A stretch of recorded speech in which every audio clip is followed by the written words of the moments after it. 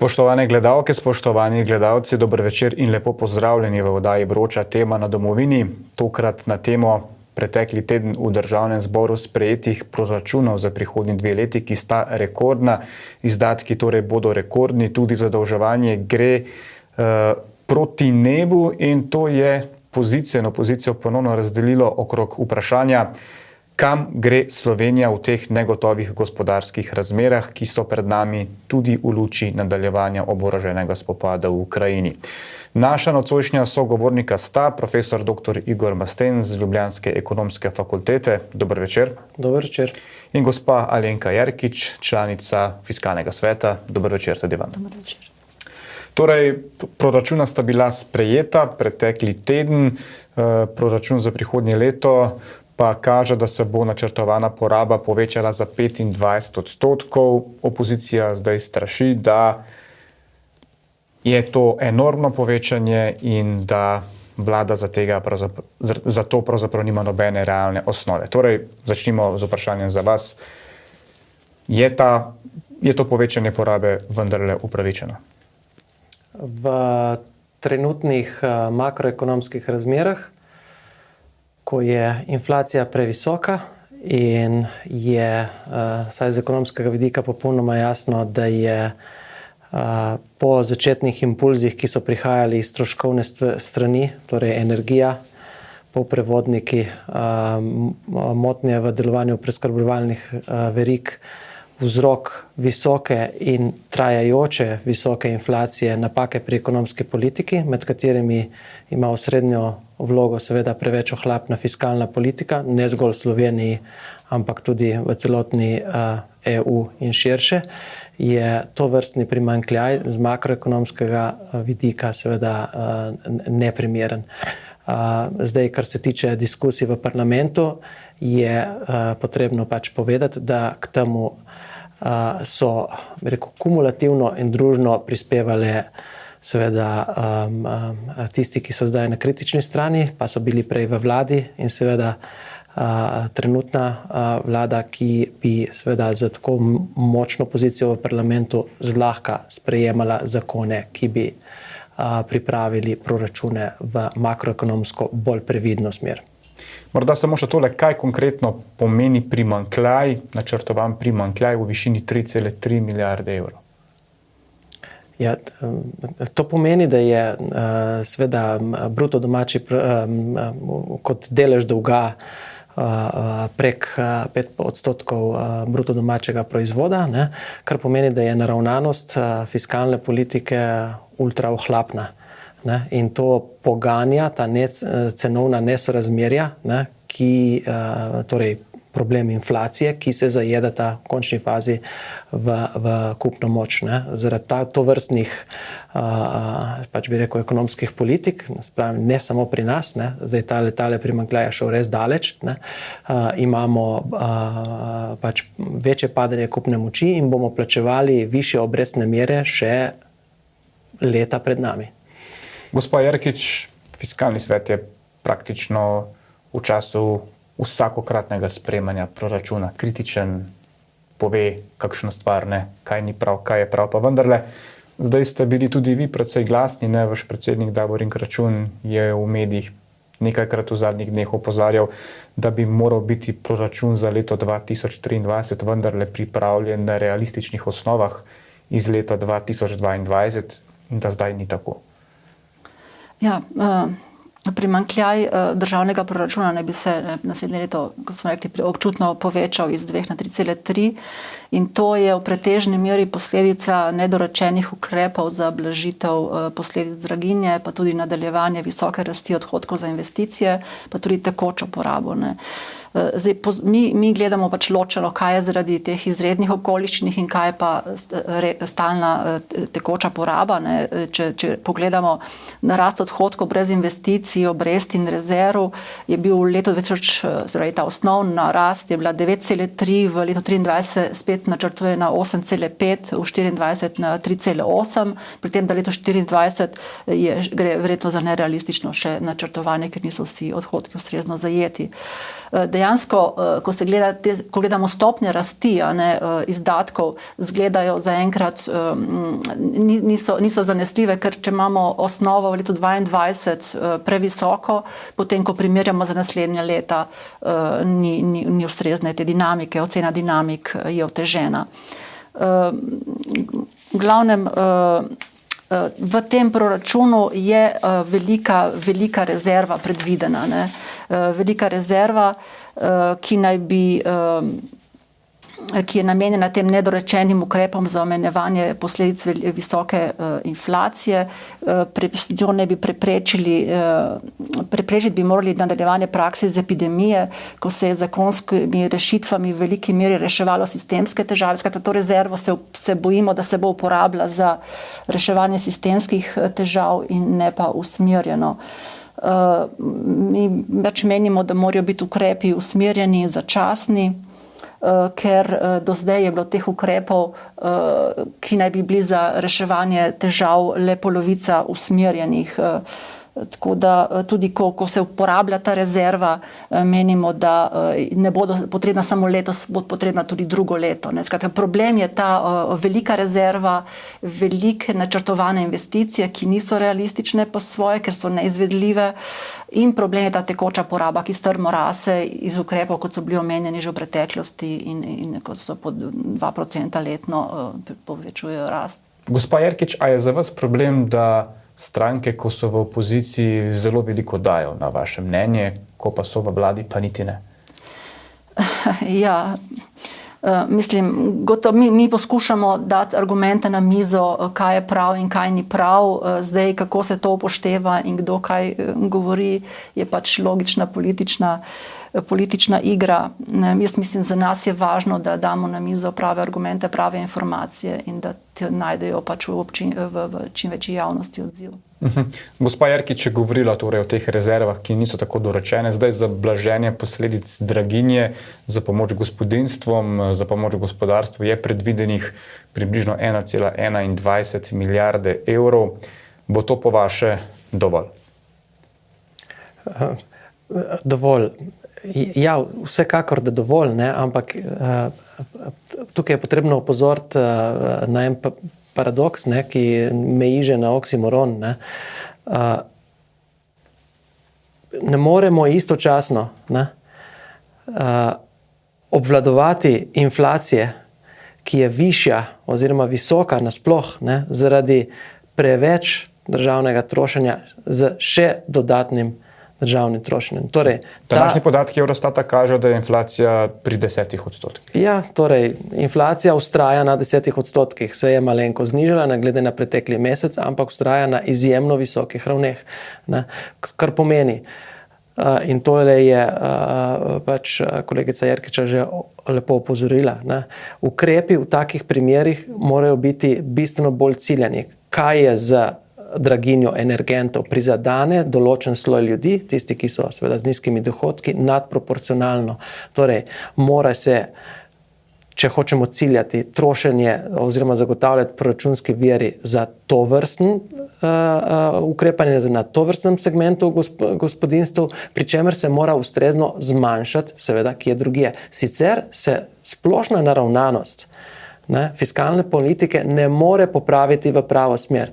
In tukaj fiskalni svet seveda pravilno opozarja, da se na ta način seveda proračunov ne more robustno načrtovati v trenutnih makroekonomskih razmerah. Kako vi komentirate trenutno stanje, kar se tiče inflacije? Mislim, inflacija, če pridemo v neko obdobje že neke hiperinflacije, to je neke vrste že bankrot države, neke vrste, ker se vidi, da se financira že stvari z emisijami denarja. Se pravi, to smo v že zelo nevarnih vodah. Evropska unija je zelo visoko zadolžena, ne vodi previdnih fiskalnih politik. Kaj pa slovensko višanje plač v tem zadnjem obdobju?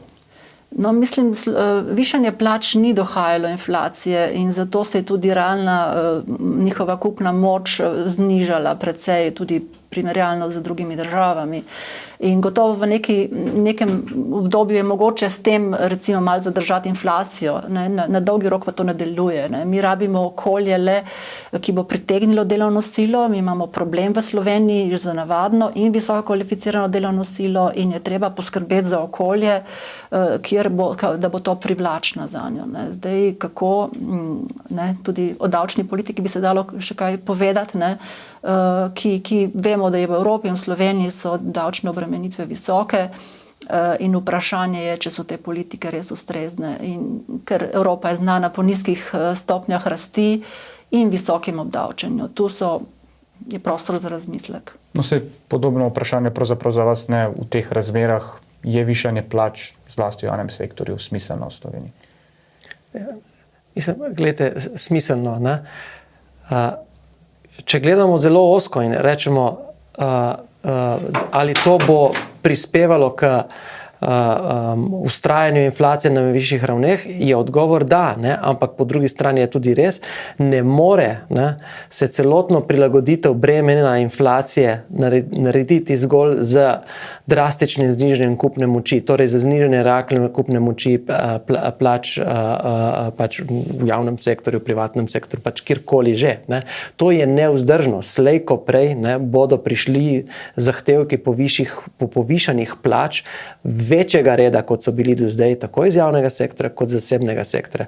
Zato pa pravim, ne, če vemo, ne, kot je bilo pravilno rečeno, da dvigi plač so zaostajale za inflacijo, torej ta stroškovni pritisk ni prispeval k višji inflaciji, kar je samo še en dodaten argument, da bi morala biti fiskalna politika bistveno bolj previdna pri ostalih komponentah trošenja.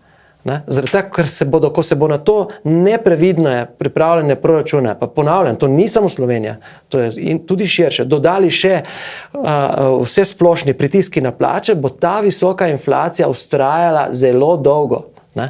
In to se bo preneslo v vse te negativne posledice višjih inflacijskih stopenj, ki jih na srečo nismo bili vajeni že praktično več kot 20 let, ampak jih očitno bomo morali z njimi živeti v naslednjih letih. Morda tole vprašanje za oba, ne? Zdaj se je tudi davčna zakonodaja znova spreminjala. Vemo, samo SDS-ovi poslanci so bili proti tej reformi, mislim, da so se na koncu poslanci NSi-ja tudi vzdržali, pa je vendarle moje vprašanje v teh negotovih razmerah višati davke. Tvegano ali ne, gospod Jerkič?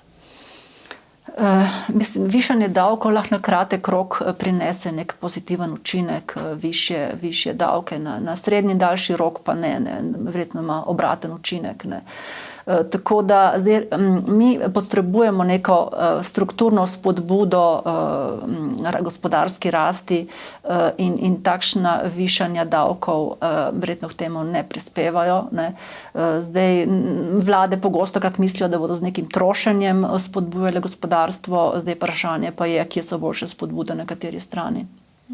Zaradi večanja izdatkov bi država očitno rada pobrala več davkov. Kako vi komentirate? Ja, to lahko razumem, ja, da z več pobranimi davki bo problem javno-finančnega primanjkljaja, s katerim smo začeli to diskusijo, nekoliko manjši. To jaz lahko razumem, ampak ne, vrstni red, oziroma prioriteta ukrepov bi morala biti pač ekonomsko logična. Torej, če so makroekonomski problemi, na prvem mestu z inflacijo, posledica prekomernega trošenja, se začne z ukrepi na strani trošenja. To seveda je z političnega vidika bistveno težje dosegljivo, ampak s tako močno opozicijo, kot jo ima v parlamentu sedanja pač vlada, torej nobenih teh šibkosti, ki smo jih imeli recimo v preteklih 4 letih, torej prejšnji 2 vladi, ne, so to idealne razmere, ne, da se vodi previdna makroekonomska politika. Ne. Zdaj, mi smo slišali finančnega ministra gospoda Boštjančiča večkrat reči v zadnjih dneh, že, da se izdatki večajo, da je proračun rekorden, ampak vendarle gre za razvojno naravnan proračun in to je zdaj neka dikcija, ki se uporablja v medijih. Kaj zdaj pomeni, da je proračun razvojno naravnan? To pomeni, da zadolževanje ni tako problematično. Mislim, zdaj imamo tudi veliko sredstev iz Evrope, ne, zdaj, če smo se že zanje izpogajali in zauzemali, jih zdaj moramo potrošiti, ne. Zdaj, kako jih trošimo, a razvojno ali ne, je vprašanje, zdaj, kako so javne investicije učinkovite in niso učinkovite. Problem je v tem, da javne investicije ni nujno, da na dolgi rok pozitivno vpliva na javne finance, ne, mogoče že povečajo gospodarsko rast, ampak vpliv na javne finance je pa lahko zelo vprašljiv. Tako da tukaj je treba malo previden biti pri javnih investicijah, ne, tudi izrivajo zasebni sektor in tako naprej. Ampak dobro, zdaj imamo evropska sredstva, naj bi jih potrošili čim bolj učinkovito. Problem je v tem, da se nam hkrati povečujejo tudi domače sredstva, veliko domačih sredstev za investicije. Ne. Zdaj, tudi investicije je potrebno malo fleksibilno dozirati, ne. Skratka, glede na inflacijo, glede na cikl. Ne. Mi smo recimo imeli visoke investicije v visokem ciklu, to pomeni spodbujanje potrošnje, kar je neprimerno izrivanje zasebnega sektorja. Skratka, tu je pri investicijah je potrebno tudi upoštevati absorpcijsko sposobnost gospodarstva, administracije, ne. Skratka, ampak investicije, ki so načrtovane, v veliki meri niso izvedene. Ne. Tako da tukaj tudi zaradi teh sistema vodenja investicij v proračunu, ne, ker pač vse investicije so v proračunu, izvede se jih pa znatno manj. Ne. Tukaj bi bilo treba zaradi večje transparentnosti proračuna malo spremeniti verjetno ta sistem, ne, da se nekako vključi v proračun tiste, kar je realističen del investicij, ne pa vse, da imajo pač finančne konstrukcije zaprte. Ne. Tako da tukaj bi se dali izboljšati transparentnost proračuna. Gospod Masten, v največji opozicijski stranki so tem trditvam Ministrstva za finance oponirali, češ investicij je zdaj manj, kot jih je bilo pa v naši, torej prejšnji Janševi vladi.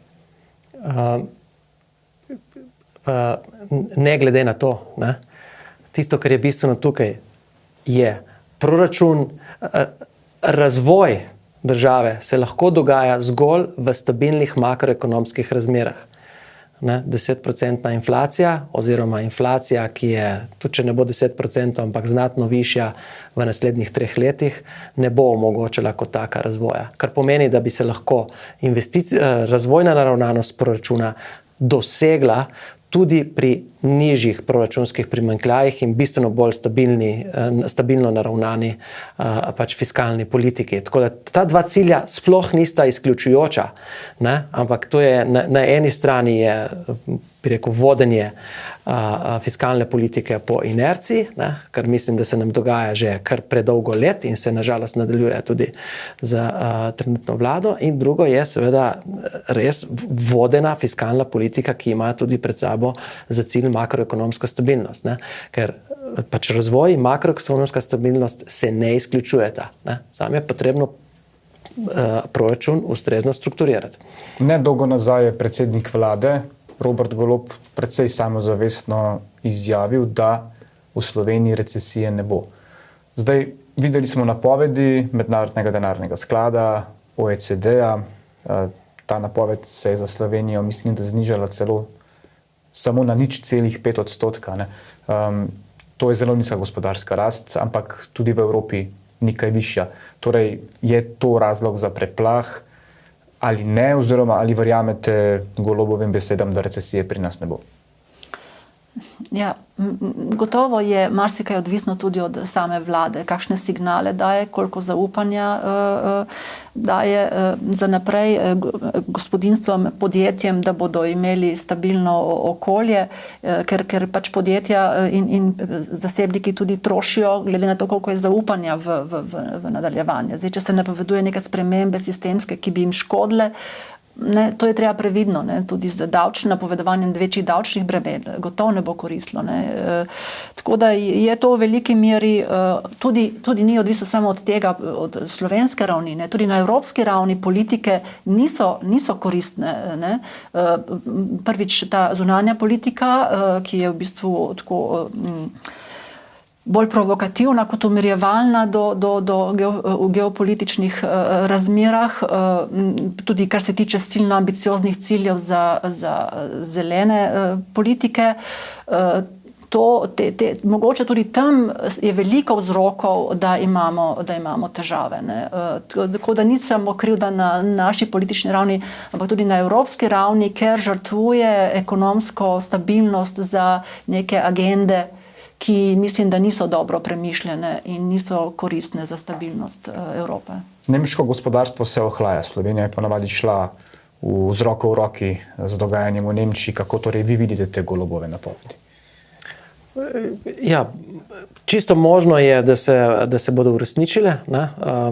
Skratka, te napovedi, da lahko se doseže nek soft landing oziroma mehek pristanek, da mislim, so tudi drugot, ampak tisto, kar se je potrebno zavedati, je, da so znatna tveganja za ekonomsko aktivnost navzdol, ravno zaradi problema prekomerne inflacije, tako da ne bomo smeli zameriti premijeju, če se njegove napovedi ne bodo uresničile. Globalno gledano, če gledamo velika pač ekonomije ZDA, potem ohlajanje na Kitajskem ter seveda evropsko gospodarstvo so nekako neke najboljše, relativno optimistične napovedi, ki stavijo na plitko pa kratko recesijo. In to bi bil že kar dober rezultat.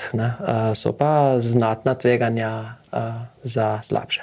Ja, ko govorimo o teh znatnih tveganjih, kaj povajno lahko najbolj poslabša te napovedi, je to zaostritev krize na vojnih območjih v Ukrajini, je to ohlajanje kitajskega trga, kot ste vi rekli, gospa Jerkič. Ja, gotovo je en zelo bližnji faktor je pogoj financiranja, ki se znajo zaostrovati. To zna biti gotovo pa to geopolitična konfliktnost, ki jo igra Evropska unija, gotovo ne prispeva k umirjenju stvari. Ampak verjetno so pogoji financiranja in tveganja, ki iz tega izhajajo, kar bolj najbližje tveganja. Gospod Masten. V času rekordno nizkih obrestnih mer, torej govorimo o preteklih 10 letih, je globalno količina zasebnega in javnega dolga zrasla za 30% in je rekordno visoka. Kar pomeni, da so pogoji financiranja, ki se lahko pričakujejo torej v luči znatnega, torej zgodovinsko najhitrejšega višanja obrestnih mer, taki, da bo problem vračanja, vzdrževanja, financiranja tega dolga postal globalen pač problem. In to je ta glavni faktor tveganja, za katerega ta trenutek še ne vemo, kako silovito se bo razvil. Geostrateška tveganja, vidimo, kaj se dogaja, to je že znano, ta so dobro identificirana. Problem inflacije, vidimo, kaj se dogaja, katere napake so bile narejene strani fiskalne in predvsem denarne politike, sploh v Evropi, prepozno reagiranje. To je relativno znano. Kako se bo pa zdaj to poznalo na sposobnosti vračanja te velike, rekordno visoke količine dolga, in kako bo to imelo, kako se bo to prenašalo, kakšna bo transmisija čez različne segmente delovanja ekonomiji, pa ta del je pa največji faktor tveganja ta trenutek. Ja, dali ste dobro iztočnico, vsakič, ko se sprejema nek proračun v državnem zboru, opozicija grozi s tem, da bodo ta primanjkljaj krili naši zanamci in tako naprej. Spomnimo se te debate tudi iz časa tretje Janševe vlade, ko je opozicija govorila, da je to trošenje čisto preveliko in da so tveganja prevelika. Kako je recimo s tem, ko se je Slovenija takrat zadolževala, kakšne so danes vidne posledice, če so že, da se lahko potem navežemo na to, kaj lahko zdaj pričakujemo? Mislim, da bolj kot ta problem plačevanja zanamcev je v bistvu višina dolga pomembna za to, kako se lahko ti odzivaš ob šokih. Tako da to je bolj problem, da imaš ti določeno raven dolga, ki ti omogoča fleksibilnost za reakcijo ob šokih. Tako da tukaj je imela Slovenija neko prostor, da je to naredila. Zdaj, če bo vzdrževala dolg na 80, verjemite, če bo šok na 120, nas ne bodo trgi gledali. Tako da mislim, da je treba že bolj kratkoročno gledati. Gotov je problem zanamcev. Vemo, da se delovna sila krči, vemo, da imamo staranje prebivalstva. To je eklatanten problem, ki bi se ga morali lotiti z zelo energičnimi politikami na ponudbeni strani, da bi okrepili produktivnost in tako naprej. Zelo sistematično, ker to ti naši zanamci so res imajo velika tveganja pred sabo. Gospod Pasten, se je podobno vprašanje za vas, a zdaj že lahko nekako vidimo, kaj je pomenil tisti proračun, ki ga je sprejela Janševa vlada za Slovenijo?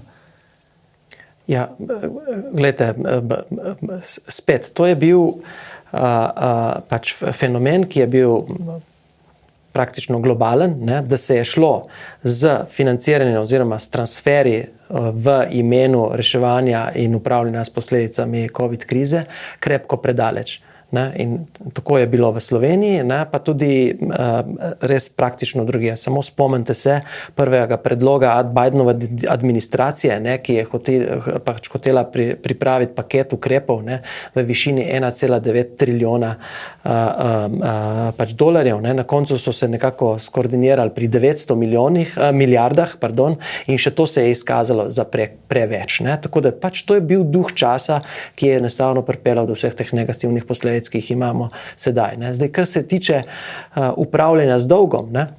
Seveda večina držav je izkoristila ugodne finančne pogoje, ki so jih zagotavljale centralne banke. Enako tudi Slovenija. Podaljšala je seveda ročnost financiranja, ročnost svojega dolga in znižala strošek financiranja do sedaj izdanega dolga. Ne? Kar pomeni, da na probleme si jih začenjamo kopičiti od zdaj naprej, ko so pač obrestne mere in zahtevane donosnosti bistveno višje. Ne? Kar pomeni, da ta problem prihaja počasi, ne, nas navdaja z občutkom ugodja, ne, da ti problemi ne bodo tako visoki, kot so, ampak potem pridejo, ta efekt bo v Sloveniji začel postajati bistveno bolj izrazit med letoma 2025 in 2027, ko bo strošek, ne, odplačevanja dolga kot element proračuna vsakega leta postal bistveno višji, kot je danes. Ne.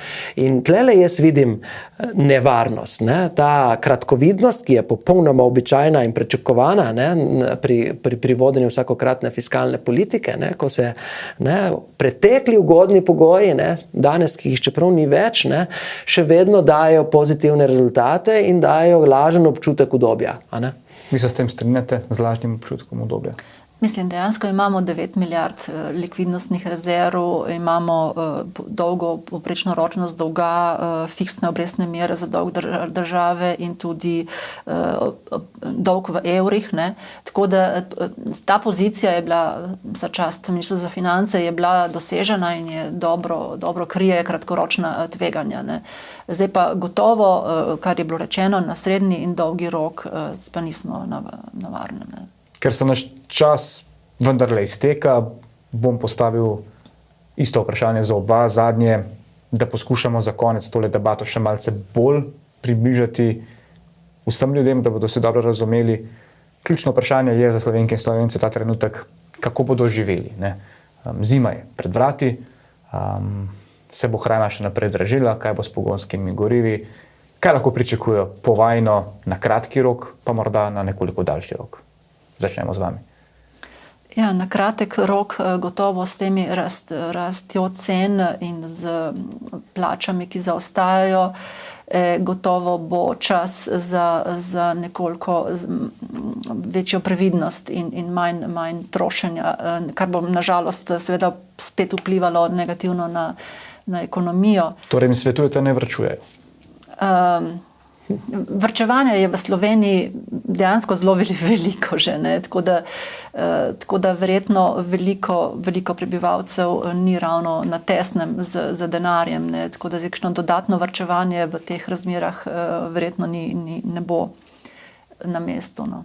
Gospod Pasten, kaj vi svetujete državljankam in državljanom v teh prihajajočih mesecih? Mislim, sploh ne rabim, mislim, da so ljudje dovolj pametni sami zase, ne? Da podražitve opažajo, bistveno bolj previdni bodo. Ne? To, kar bo, ne vem, omenili ste zimo, ne? To je verjetno že pričakovano, ne? Samo prihajali bodo računi, ki bodo nekoliko višji in to bo pač pripeljalo k vse splošni pač večji previdnosti, tako da jaz mislim, povprečen potrošnik, ne? Bo pač malce bolj pazil na svoje tekoče izdatke, ne? In ta prilagoditev je pač neizogibna in nujna, ne? Logična, racionalna, kaj ne rečem, ne? Zdaj ne odpirata se brezno, ne, pa ne bo in tako naprej, ne govorimo o tem, da bo ne vem, katastrofalno stanje. Mislim, da tlele sporočilo, ki sva ga hotela oba dati, je, ne, da je v takih negotovih razmerah, ne, pametno biti previden, ne, in jaz mislim, da posamezniki, ne, bodo sami zase dovolj previdni. Tlele je bil bolj apel, da bi se tudi ekonomske politike morale voditi bolj previdno kot se. In na tem mestu bomo tole debato zaključili. Golobova vlada je nazadnje komaj dobro začela delati, ima še relativno dolg mandat. Tisti, ki bodo najbolj občutili njihove ukrepe, so seveda davkoplačevalci, davkoplačevalke in oni so tudi tisti, ki na koncu izstavijo račun kakršnega koli. Že spoštovana gosta, hvala za obisk v našem studiu. Hvala vam. Hvala tudi vam. Hvala pa tudi vam, spoštovane gledalke, spoštovani gledalci. To je bila vroča tema na spletnem portalu domovina.je. Spremljajte nas še naprej. Lep preostanek večera. Lahko noč.